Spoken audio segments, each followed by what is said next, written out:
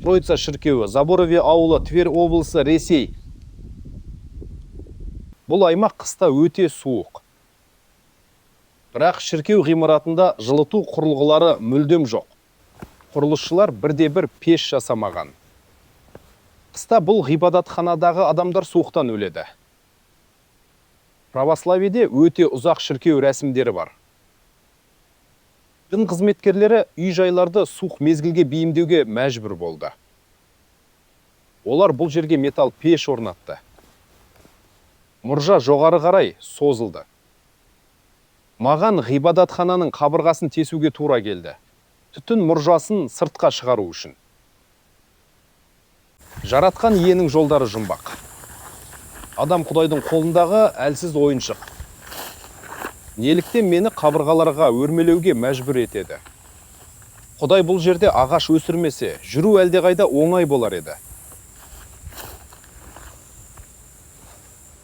Мен жақындауға тырысамын.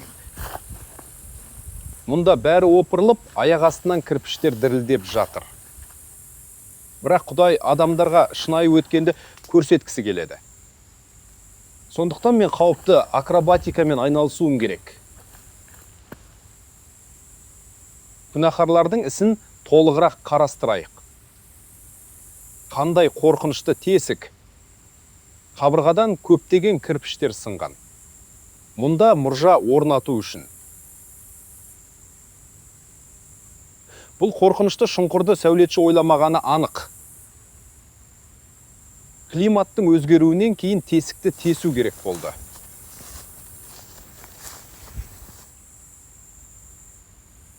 Бұрын бұл жерде жыл бойы жылы болатынын тарихшылар айтқысы келмейді.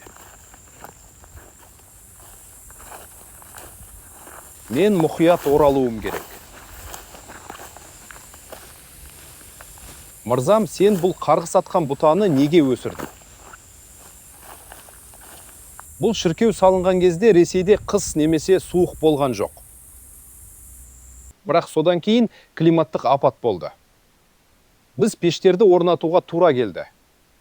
Ал мұржаларды алып тастау үшін қабырғаларды сындырыңыз. Тарих, ғылым және дін соңғы уақыттағы климаттың өзгеруі фактісін жасырады. Бірақ бізде нақты дәлелдер бар.